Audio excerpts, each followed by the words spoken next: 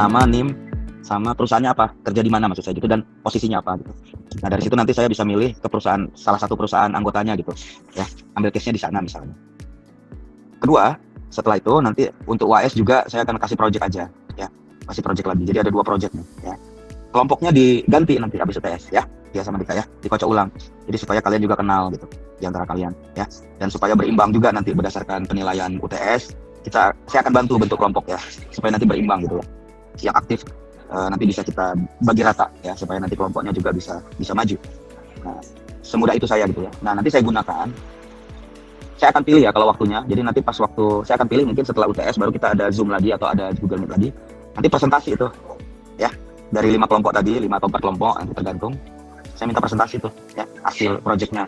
Nah, di situ saya menilai ya penguasaan dari anggotanya gitu, semua. 10 menit ya, no more than 10 minutes itu presentasinya ya, untuk meyakinkan saya dan Tommy asisten saya bahwa itu memang karya kalian. Terus nanti demikian juga dengan UAS ya. Jadi pas UAS nanti kita pakai satu Google Meet untuk presentasi tugas yang pakai. Jadi saya rasa seperti itu ya, kuis dan segala macam itu komplimen, membantu nilai ya. Jadi jangan tidak dikerjakan juga gitu ya, jangan tidak dikerjakan juga. Dan kalian boleh bertanya di e-learning ya, nanti direspon ya. Nah gitu. Saya udah kenalan belum ya? Belum ya? Belum, Pak. Oke, saya nggak tahu apakah kalian bisa lihat resume saya. Nama lengkap saya Muhammad Hanafi. S1 saya tuh Teknik Pertambangan ITB. S2 saya itu Manajemen Business Administration di ITB juga, SBM ITB. S3 saya juga Strategic Management, Dr. Science Management di SBM ITB. Lulus tahun 98, yang S1 2009, S2, S3-nya 2020 ya. Sisanya ya pengalaman saya banyak di pertambangan industri ya. Jadi saya sebenarnya nih praktisi yang sekolah lagi kayak kalian lah. Praktisi kalian sekolah gitu ya. Nah, saya sekolahnya sampai S3. Ya, dan nanti tutorialnya terkait dengan bagaimana kelompok tadi dibina ya. Jadi gini, kalau dikasih tugas tuh jangan diem. Ya, ada masalah kasih tahu di e-learning, nanti bisa Tommy, bisa saya yang respon gitu ya, bisa bantu gitu ya.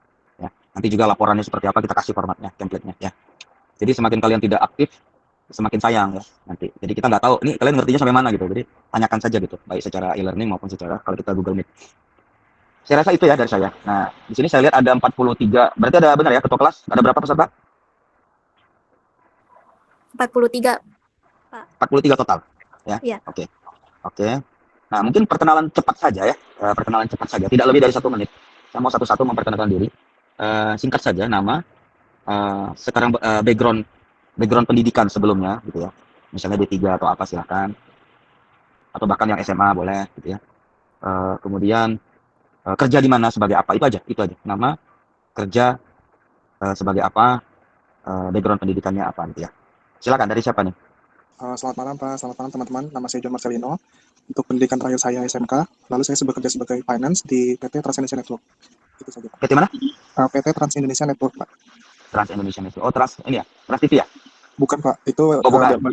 Bidang telekomunikasi jaringan Pak. Oke. Iya Pak. Terima kasih Pak. Ya. Semuanya. Dengar ya suara saya? Sudah terdengar. Perkenalkan, nama saya Frans Pradinata, pendidikan terakhir SMK. Sekarang kerja di perusahaan telekomunikasi di Jakarta. Halo semua, perkenalkan nama saya Melatul Hikmah. Saya dulu lulusan dari SMK jurusan akuntansi, sekarang bekerja di PT Ayu, itu perusahaan online shop sebagai admin stok. Perkenalkan, nama saya Mutiara Sinaga. Saya tamatan SMK. Saya sekarang bekerja di BCA sebagai telemarketing. BCA di mana? Di BCA Pak, sebagai marketing. Ya di Jakarta. Iya di Jakarta Pak. Oke. Terima kasih. Selamat malam semuanya, perkenalkan nama saya Anin Diari Wayani. Pendidikan terakhir saya SMK, saya sekarang bekerja di PT Teknologi Rekayasa Katut sebagai finance. Itu camnya nggak ke wajah loh, nggak tahu orangnya nih kita. Camnya nggak di wajah itu. Halo? Udah ya? Udah Pak. Oke, lanjut. Perkenalkan, nama saya Angelina Octavia. Saya dari SMK. Saya bekerja di PT Alprom Indonesia sebagai admin shipping. Terima kasih. Terima kasih. Lanjut. Ya semua ya? Oke, saya tegaskan lagi ya. Pertama, setiap kuliah yang sifatnya Google Meet atau Zoom itu on cam dari awal sampai akhir ya. Kecuali memang ada masalah ya, kalau memang ingin ke belakang sampaikan melalui chat. Kedua, saya minta bantuan ketua kelas ya, dia maupun Dika ya. Tolong nanti dibuat setiap on cam ya, setiap kita ketemu melalui di Google Meet, dibuat list siapa yang aktif ya, maupun bertanya maupun yang menjawab, dibuat listnya. Terus yang ketiga, minta absensi ya, di absen. Tadi saya lihat ada 3-4 orang nggak hadir ya. Nah, itu tolong di absen. Terus sampaikan juga yang terlambat ya. Saya toleransi cuma 15 menit ya. Jadi kalau nanti ada Google Meet 7.15 itu batas tidak terlambat. Setelah 7.15 itu adalah terlambat. Ya, tolong dicatat semua nanti di akhir kuliah disubmit ke saya secara pribadi atau CC ke Tommy ya. Kemudian nanti kasih alamat email juga ya. Assalamualaikum Oke. Pak, selamat malam Pak. Ya, siapa? Jeffrey. Nama Jeffrey Pak, sebelumnya maaf saya tidak bisa maksimal karena saya sedang di Rumah Sakit Siloam Karawaci Pak. Orang tua mau operasi jantung Pak. Jadi mohon maaf Ya. saya tidak bisa online Pak. Udah perkenalan diri tadi? Oh, tadi saya baru aktif di sini Pak. Tadi saya Ya. sudah on cam dari tadi, cuma baru lihat. Ya, perkenalan diri aja sebentar. Nama, Iya. pendidikan terakhir, kerja di mana sebagai apa? Kemudian saya nama Jeffrey, pekerjaan saya, kantor saya di PT Mana Coating Indonesia sebagai sales and marketing Pak. Terima kasih. Oke, semoga lekas sembuh ya orang tuanya. Oke, ground rule-nya seperti tadi ya, saya rasa ketua kelas sudah tahu lah ya. Terus saya hanya mengingatkan ya, saya salut lah semangatnya ya dari udah SMA, udah bekerja, ingin melanjutkan S1. Kalian akan berkorban dengan waktu ya, waktu kalian luangkan, mungkin kalian ada keluarga. Jadi jangan sia-siakan ya. Begitu ada pertemuan itu harusnya kalian semangat gitu ya, itu kesempatan ya untuk menimba ilmu ya melalui saya maupun Pak Tommy. Kemudian masalah tadi saya lihat beberapa backgroundnya tidak semuanya tadi ada satunya perusahaan online ya. Kemudian sisanya itu perusahaan-perusahaan ekspor impor ya, perusahaan telekomunikasi, shipping, logistik segala macam ya. Artinya begini, ketika kalian belajar kreativitas dan bisnis inovatif ini bukan berarti kalian tuh jadi wirausaha gitu ya. Bukan berarti kalian harus bikin startup. Ya syukur-syukur ya bisa melakukan itu nanti sebagai karir yang lain. Tapi entrepreneur sendiri maknanya itu adalah bisa dilakukan di perusahaan kalian masing-masing sebagai posisi kalian sekarang. Maknanya adalah melayani ya. Entrepreneur itu melayani, mengasih solusi. Ya, jadi jiwa kalian ingin menyelesaikan permasalahan di tempat kerja masing-masing itu entrepreneur gitu loh. Itu adalah bisnis kreatif, inovatif juga gitu, sama gitu ya. Atasan kalian itu adalah customer kalian. Di luar customer yang memang tadi berhubungan langsung ya dengan customer, mungkin bagian pelayanan kepada pelanggan langsung ya. Tapi atasan kalian itu, jadi jangan bingung nanti, Pak saya kan nggak punya pelanggan. Gimana saya mau kreatif, membuat produk baru atau bisnis proses baru gitu ya. Nah, jadi ini bisa diambil mata kuliah ini, jiwanya, semangatnya itu ya, ataupun nanti strukturnya, sistematikanya bisa kalian gunakan untuk mengimprove pekerjaan kalian, ya, kreativitas kalian, ya, sehingga kalian bisa memberikan masukan-masukan yang lebih baik kepada perusahaan. Semoga bisa jadi jalan promosi ya, karir kalian ke depan ya. Jadi jangan menganggap ini kan saya nggak ingin wirausaha, ngapain saya serius, tidak seperti itu ya. Jadi semuanya bisa kalian terapkan ya di lingkungan kerja masing-masing. Oke, terakhir dari saya adalah good luck ya. Jadi ikutin saja mata kuliahnya ya. Menjadi aktif jangan lupa gitu ya. Terus niatkan ibadah gitu ya supaya bisa menyerap ilmu yang paling penting. Kalian bisa mengamalkan ilmunya. Nilai itu adalah sampingan ya, nilai itu sampingan ya. Dan berusaha cari muka kepada saya dan kepada Pak Tommy. Cari muka dalam arti prestasi ya. Jadi kalian tunjukkan gitu bahwa kalian mengerti, kalian mampu, dan nanti dalam tugas-tugas kalian bisa menyelesaikan masalah-masalah yang kita berikan. Terakhir untuk kelompok, mungkin ini kan sekitar 43 ya. Kalau nanti 6, kita kan 1 jam setengah nih sekali Zoom ya. Kalau 10 menit, 6 kali 10, 6. Jadi maksimal 6 kelompok aja lah gimana cara baginya ya. Tia sama Dika ya, tolong dibagi. Jadi 6 kali 10 kan 60 menit, ada 30 menit nanti kita pembahasan ya. Jadi 6 kelompok aja ya. 40 dibagi 6 berarti 8 satu kelompok ya. Nah, nanti saya minta setiap kelompok ngajukan diri, misalnya nanti proyeknya adalah tolong kalian identifikasi permasalahan di tempat kerja ya, di tempat kerja. Kemudian tolong berikan solusinya secara sistematis gitu ya, secara struktural sesuai dengan pelajaran yang telah kalian dapatkan ya dari pertemuan pertama sampai pertemuan ke-6 misalnya seperti itu ya. Nanti ajukan aja satu orang dari kelompok itu, Pak, identifikasi perusahaan saya aja, boleh ya. Nanti ngajukan. Jadi ajukan satu orang di satu perusahaannya. Nanti yang lain bantu ke sana ya, bantu ke sana. Nanti bagian analisa keuangannya siapa gitu ya, analisa problem, sehingga nanti terciptalah apa inovasi atau kreativitas yang kalian buat sehingga kalian bisa melakukan problem solver di perusahaan tersebut yang tadi sudah kalian tentukan, sepakati per kelompok. Clear ya? Oke, sebelum saya pamit nanti dilanjut Pak Tommy. Ada pertanyaan nggak untuk saya? Maaf Pak, izin bertanya. Ya. Untuk kelompoknya kita pilih sendiri ya Pak, boleh nggak? Nanti dibagi sama Tia sama Pradika ya. Silahkan. Tapi kalau kalian mau ngajukan ke Tia dan Pradika ya. Tapi jangan, artinya gini lah, jangan juga karena klik ya, karena teman dekat satu kelompok nggak mesti ya. Jadi kalian kesempatan untuk kenal nih ya, muter-muter kenal yang ini kenal yang kan bagus tuh, nambah networking ya. Kalau bisa teman baru gitu. Makanya saya tadi mintanya sama Tia Dika, ya udah atur aja di mana kelompoknya merata perempuan laki-lakinya gitu ya. Makanya tadi perlu tuh kerja di mana sebagai apa, merata profesinya. Mungkin ada yang di accounting, ada yang di bagian manajemen, ada yang bagian operation, tuh merata juga kalau bisa dibagi seperti itu ya. Itu dari The Stanford ya, namanya The Stanford, pasti dari Stanford University ya. Jadi Bapak bisa rekan-rekan di sini bisa lihat frameworknya itu dimulai dari proses berpikir, design thinking itu dimulai dari empathize ya. Empathize itu artinya kita learn about the audience ya. Kemudian setelah learn about the audience baru kita bisa define tuh ya. Define apa kira-kira yang diminati ya oleh audience gitu ya. Nah, di sini di define ini kita lebih kepada mengasah key question-nya gitu ya. Mengasah apa yang menjadi keluhan daripada audien atau customer. Nah, Nah, sebelum kita berpikir design thinking, tentu saja apa sih yang kita design thinking kan gitu kan? Yang kita design thinking adalah produk gitu. Jadi kita berpikir produk yang akan kita desain. Nah, produk dalam konteks ini ya itu merupakan dua hal, yaitu good and services. Ya, good itu barang, services adalah pelayanan. Itu namanya produk design gitu ya. Nah, yang diciptakan oleh organisasi atau masyarakat, lembaga, institusi lah gitu ya. Nah, new product opportunities ya, artinya apa sih yang memicu ya peluang dari suatu produk. Nah, pertama itu adalah understanding the customers ya. Customer, suara dari customer, keinginan dari kebutuhan dari customer. Itu yang memicu peluang suatu produk baru ya. Perubahan ekonomi ya, economic change ya. Sociological dan demographic change ya. Technological change, political and legal change ya. Market practice, professional standard seperti yang disebut. Jadi ada standar-standar dalam suatu market, dalam satu produk, proses ya. Itu juga memberi peluang produk baru. Sekarang saya tanya ya, siapa yang bisa jawab? COVID. Nah, itu change apa tuh COVID di sini? Apa yang dirubah sama COVID kemarin? Ya kan? Nah, maksudnya dari 5 atau 6 ini, COVID itu masuk yang mana? Apakah di economic change, ya kan? Apa sociological demographic change, yang mana? Ya, ada yang bisa? Ayo. Saya dari kita semuanya berubah, Pak. Maaf, ini yang ngomong siapa? Nama? Ya, Pak Diki Maulana, Pak. Oke, Diga. Yang mana? COVID itu yang mana? Merubah semuanya, Pak. Berubah sesuatu jawaban paling gampang. Itu memang dia fokus. sebenarnya berubah dari pelakunya, terus merubah ekonomi juga, sosiologi juga, teknologi juga. Mungkin kalau politik saya kurang tahu ya, Pak. Tapi dari 1 sampai 1, 2, 3, 4, dan 6 itu hampir merubah semua pas COVID, Pak. Menurut saya seperti itu, Pak. Yang pertama, jadi kalau kita ngomong new product opportunities ini kan disebabkan oleh 1 sampai 6 gitu kan. Nah, COVID itu termasuk yang mana di 1 sampai 6? Technological change. Nah, jadi jawabannya itu nggak bisa semua. Apa yang pertama kali yang dipicu gitu loh. Ya, kira-kira apa? Teknologi, Pak, kalau yang apa yang dipicu, Pak? Economic change ya, Pak. Teknologi. Jadi kalau saya berpikir justru nomor 3 itu.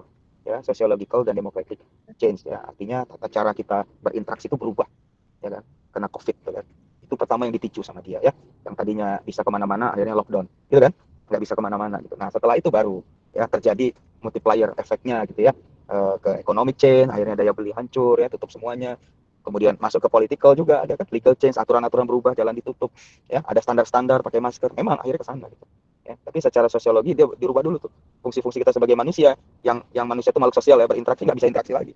Ya. Nah karena itu dia merubah itu, keluarlah produk-produk, ya kan, produk-produk yang ya Zoom salah satunya ya, Google Meet salah satunya gitu ya, gitu. Nah jadi seperti itu. Lanjut. Nah untuk dapat memahami new product opportunity, kita harus paham dulu ada namanya product life cycle. Apa itu product cycle? Product cycle itu ada tahapan di mana suatu produk itu dalam suatu saat tertentu itu bisa nggak laku lagi, gitu loh ya. Setiap barang ada masanya dan setiap masa ada barangnya, gitu loh ya. Nah jadi bisa dilihat di sini ada tahapan pertama dia introduce, kemudian dia tumbuh growth ya, kemudian dia setelah growth dia menjadi mature. Ya, arti mature tuh udah stabil lah gitu ya dari segi demand-nya, supply-nya. Kemudian bisa ditinggalin sama customer. Dia memasuki tahap decline. Nah, kenapa penting ya life cycle, product life cycle itu? Sini rekan-rekan bisa lihat ya di grafik ini uang, jadi ujung-ujungnya itu uang gitu ya. Kalau kita lihat di introduction di situ ada 3 garis tuh ya. Yang hitam itu kan cost of development of production, yang biru itu adalah sales revenue ya. Kemudian yang hitam itu yang hitam itu cost of development, yang biru cash flow ya. Betul ya? Yang pink cash flow, yang biru sales revenue. Nah, jadi di tahap introduction itu paling tinggi apa tuh? Cost apa tuh? Cost of development ya. Nah, itu paling tinggi. Mulai masuk growth itu cost cash flow, udah mulai ada cash flow tuh ya. Mencapai peak-nya ya kan. Kemudian nanti ada selisih antara cash flow dengan cost of development, itu disebutkan net revenue ya. Nah, selisih antara cost development dengan cash flow itu namanya loss. Nah, coba perhatikan ya. Ketika posisi produk kita introduction, growth, maturity, decline, itu juga masih ada cost of development. Nah, ya, masih ada. Walaupun di tahap pertama yang paling tinggi. Nah, ada yang bisa jawab nggak kenapa itu? Masih ada. Untuk apa cost of development production itu di tahap-tahap decline, maturity itu untuk apa? Ada tahu nggak? Kok masih ada gitu? Ada yang tahu? Ada ya? Halo? Kedengar.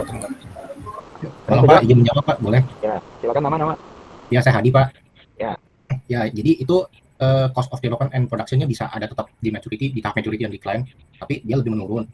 Karena sifatnya namanya produksi barang itu pasti tidak terlepas adanya masukan-masukan dari customer, beberapa yang sudah memakai produk itu sendiri, ada feedback segala macam. Dia ada usaha untuk bisa mengimprove atau bisa lebih buat apa ya, unique point selling-nya itu lebih ada lagi. Tapi karena barangnya ini di pasar udah apa ya namanya, penetrasi pasarnya sudah mentok banget mungkin, jadi dia apa ya namanya, jadi menurun juga secara otomatis untuk biayanya itu dialokasikan untuk nanti dipikirkan bagaimana kita bisa develop produk baru lagi gitu Pak. Kira-kira mungkin di sana concern-nya Pak. Ya, jadi dengan kata lain, walaupun ya sudah melewati tahap introduction ataupun growth, dia tuh harus bisa survive gitu ya. Mungkin ada modifikasi-modifikasi kecil gitu ya, untuk supaya lebih melawan pesaing-pesaing yang melakukan produk yang sama gitu. Jadi dia keluarkan varian-varian yang agak berbeda gitu ya, atau ada perkembangan daripada behavior dari customer nih ya. Ternyata produk ini total ada perubahan sedikit, nah itu dia keluarin lagi tuh untuk riset development ya, untuk merubah mungkin lebih cocok gitu ya, dimodify gitu. Jadi untuk bertahan gitu ya. Nah, kalau kita tadi sudah tahu product life cycle ya, kemudian kita juga sudah tahu ada konsekuensi biaya ya yang harus kita keluarkan gitu ya. Tentu kita harus sangat hati-hati gitu untuk mendevelop produk gitu ya. Nah, dalam mendevelop produk itu ada sistemnya. Nah, sistemnya apa? Sistemnya itu merupakan ada awal, ada akhir kan. Sistem itu kan ada awal, ada akhir gitu ya. Ada input, ada outputnya, atau ada tahapannya lah gitu ya. Nah, di sini pertama itu ya kita bisa lihat ya, ada ideas, kemudian ability, kemudian customer requirement, ya, baru masuk functional specification, baru masuk product specification, masuk design review, ada test market, ada introduction, baru ada evaluation. Nah, salah satu untuk memastikan produk yang kita kembangkan itu berkualitas ya, salah satu toolsnya namanya QFD.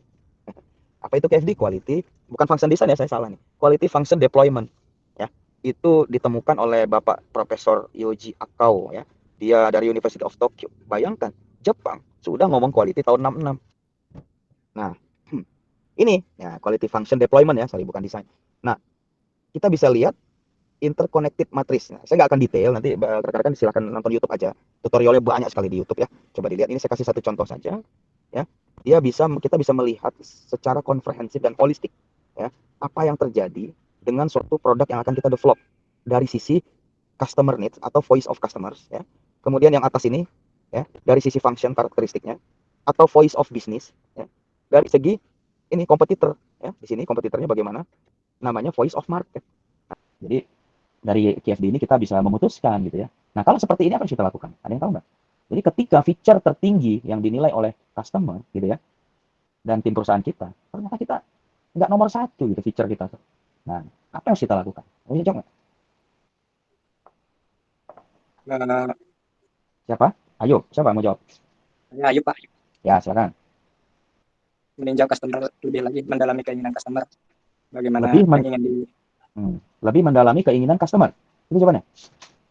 Lebih mendalami keinginan customer. Dengan mendalami keinginan customer. Lebih mengerti apa yang customer inginkan. Ya, mendalami itu maksudnya kan. Nah, apakah dengan mendalami customer akan merubah feature yang tadi? Enggak kan? Jadi sebenarnya bukan jawaban dari sisi customer yang harusnya. Jawabannya dari sisi feature. Nah, siapa yang bisa jawab yang lain? Tapi terima kasih, nice try. Ada yang lain? Apa yang sudah dilakukan? Ketika gacoknya kita kalah gitu sama atau resepnya kita kalah gitu sama perusahaan lain. Apa yang kita lakukan? Maaf Pak, izin itu. Mungkin kualitas produknya, nilai produknya kali ya Pak, perlu ditingkatkan. Ya itu nanti ya. Nilai produk itu adalah akibat kita melakukan sesuatu di feature ini gitu. Ini kan feature kita yang ciptakan tuh, knowledgeable, representative ya. Ternyata kita kalah gitu. Padahal itu penting gitu. Nah, mau kita apakan nih knowledgeable representative supaya kita nggak kalah bersaing? Memberikan pengetahuan kepada customer bagaimana menggunakannya. Ya artinya itu effortnya harus lebih besar ya. Tadi kan memberikan pengetahuan lebih gitu kan dibandingkan dengan kompetitor, itu paling gampang ya, logiknya kan gitu kan. Nah, tapi secara kuantitatif ini di sini ada target. Ada target nih ya. Nah, ini adalah target feature kita nih. Ya, saya angkanya nggak kelihatan nih, lebih dari 85% ya. Nah, artinya kita kalau tahu target kompetitor kita ya, misalnya kompetitor kita targetnya 90. Nah, itu jadi target kita. Ya kan? Ya, lampauilah target kompetitor kita kalau Anda ketahui gitu. Ya. Nah, latihlah misal 94, oh harus 95% dia knowledgeable dari 100 materi gitu ya. Dari 100 buku gitu, dia 9% harus tahu tuh tentang buku. 9% buku dia 9%, 95 buah buku dia harus paham. Nah, itu kalau kompetitif kerja seperti itu, ya kan? Nah, jadi peningkatan pelatihan-pelatihan, ya kan? Supaya dia bisa lebih daripada lebih daripada kompetitor. Oke, nah, sekarang saya tanya di antara matriks ini gitu ya. Saya tanya satu-satu. Customer itu kita dapat data dari mana? Coba. Dapat data dari mana? Paling gampang itu. Masa 55 orang nggak bisa jawab? Dari iklan, dari media sosial, dari poster. Dari mana coba? Sedikit lagi tuh, kurang tepat. Banyaknya pengunjung, Pak. Ya, dari market survey. Dari survei kepada customer. Pakai kuesioner, ditanyai atau interview, ya kan? Tanyanya gini, kira-kira produk kami ini, gitu kan? Produk kami yang ini gimana menurut Anda, gitu kan? Nah, itu kan ditanya kan, dia jawab nanti tuh. Ya, terus ditanya, sekaligus nanya nih prioritinya nih. Kira-kira dari yang Anda sebutkan 1, 2, 3, 4, 5, 10, mana sih yang paling penting? Nanti dia scoring lagi ya, kalau pakai skala Likert, Likert-nya survei ya, kuesioner gitu ya. Nah, gitu ya. Jadi itu customer yang isi, bukan perusahaan. Nggak boleh perusahaan yang isi malah kan, apa adanya. Nah, terus kalau yang ini gimana nih, yang kompetitor comparison ini? Ini siapa yang isi nih? Data dari mana nih? Data dari mana? Bisa kasih skor 1, 2, 3, 4, 5. Ayo yang belum ngomong, dicatat nih. Dari customer. Dari customer? Ya. Setuju? Kompetitor. Ya.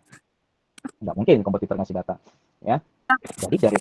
Jadi dari customer. Kalau customernya memang pernah berada di kompetitor kita, gitu. Pernah merasakan produk kompetitor kita. Contoh, kita produknya Indomie, ya kan?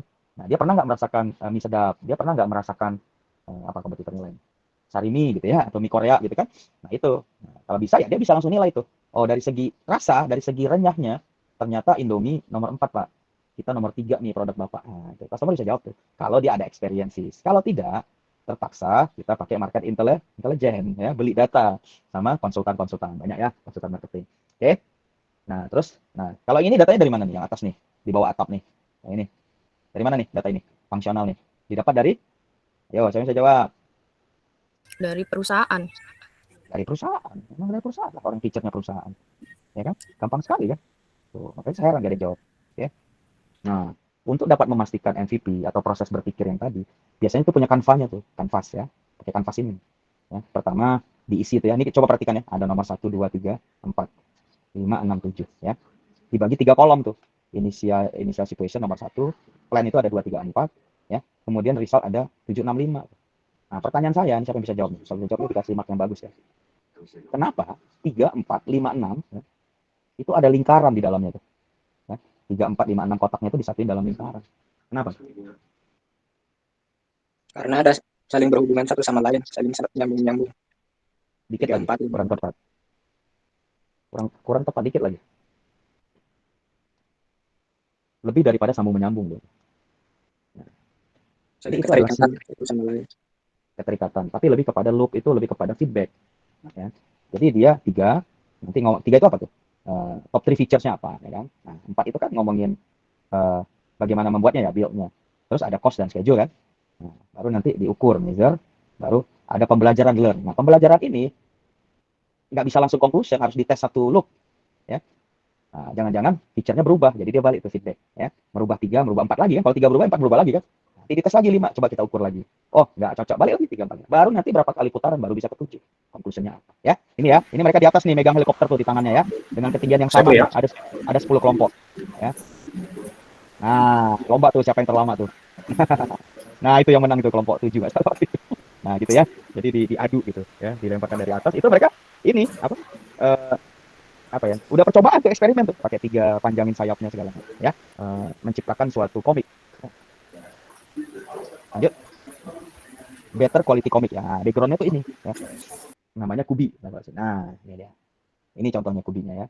Jadi Indonesian Primary School, jadi untuk sekolah primary SMP berarti ya, apa SD. We especially design Kubi ya. It's comic, kids love it. Nah, dia buat nih dari visinya nih, goal-nya apa ya. Metriknya apa, KPI timeline-nya apa ya. Creating better quality comic that offer significant increase of value of benefit for end user. Nah, ini personanya nih, segmen. Ya, demografiknya 7 tahun ya, primary school, SD lah ya. Campaign-nya apa? Sometimes dia difficult untuk mengerti material dan mengerjakan PR. Kebutuhannya apa? Tools media that can help him, her, understand the material and easy to carry anywhere. Main goalnya apa? A student, she want has a good grade between. Nah, jadi supaya lebih pintar. Gitu. Lanjut. Nah, stagingnya apa? Pertama storyline. Ya, story translation, kemudian ada coloring, kemudian print out quality. 3. Ya. Next. Nah, storyboard dulu, activity simulation, comic version 1 2 dimension, nanti jadi comic version 2 3 dimension. Oke, lanjut. Jadi dari low to high fidelity ya. Nah, ya, minimum viable product low fidelity. Nah, low fidelity gini dia. Masih gambar kayak gini, coret-coret gitu ya. Masih konsep lah, scratch. Oke. Lanjut. Step 2-nya before ya, dark page. Jika ditambahkan center, maka nanti akan kelihatan. Jadi komik ini butuh kayak misteri gitu ya. Ada tulisan-tulisan yang ditutup kalau dia pakai center. Jadi kayak seperti dia adventure berpetualang. Keluarlah tulisan-tulisan gitu ya. Nah, kedua, next.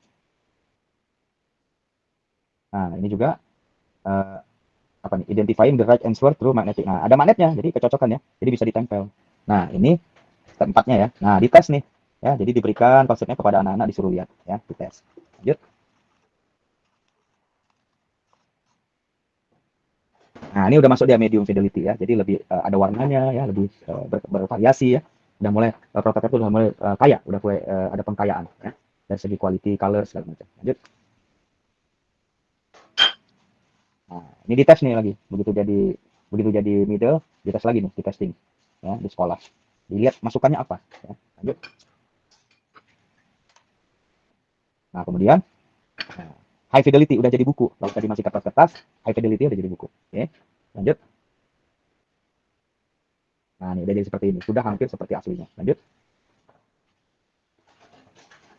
Nah, dari hasil pembelajaran tesnya, mereka harus improve ini, feedback ini. Tadi kalau dalam Canvas tadi itu, learn ya, di learn itu ditulis. Ya. Nah, ini akhirnya mereka bawa ke pameran, ya, business exhibition. Nah, jadi gini, tugas UTS-nya adalah, kita akan membuat per kelompok ya beda-beda. Nanti Pak Tommy yang akan share. Setiap kelompok itu tugasnya beda-beda. Tapi kita membuat suatu produk untuk membranding Undira.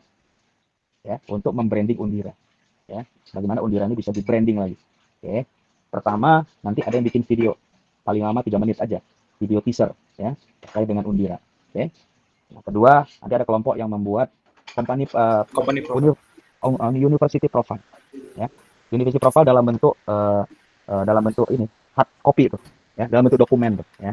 Nanti ada gambarnya, desain grafisnya gitu ya, sama packaging dan kemasannya seperti apa. Jadi kalau kita di loket atau kita mau pameran itu dibagi tuh ke orang-orang. Nah, itu gimana tuh? Apa aja informasinya dan bagaimana membaginya. Yang ketiga, mockup website Undira. Nah, jadi secara digital bagaimana membranding Undira. Jadi bikin mockupnya aja. Ini halaman pertama, halaman kedua, halaman ketiga ya. Nanti dijelaskan, dipresentasikan. Oke. Nah, 3 ya. 3 itu ya, Tom ya? Iya. Ya, 3 itu nanti berarti setiap kelompok tuh ada yang sama tuh. Ya, jadi 2 kelompok dapat video, 2 kelompok dapat company profile, 2 kelompok nanti dapat membuat websitenya ya. Nah, itu nanti gunakan prosedur tadi itu Kubi. Nanti kita bagi tuh slide Kubi ya. Bikin kayak gitu presentasinya, tahu nggak? Ini tahapnya, ini low-nya, high, medium, high fidelity ya. Nah, nanti waktunya itu 4 minggu dari sekarang. Ya. Nanti dikumpulkan sebulan lagi ya. Jadi proyeknya sebulan. Nah, nanti 4 minggu atau nanti minggu ke-5 atau minggu ke-6, 5 minggu dari 1 atau 6 presentasi. Kita hidup di dunia yang padat bising. Di tengah aktivitas keseharian kita sulit mendapatkan waktu untuk merefleksikan diri kita. Banyak orang di luar sana sulit mendapatkan cara untuk merefleksikan dirinya. Terlebih produk-produk di luar sana banyak yang mengandung bahan kimia yang tidak sehat.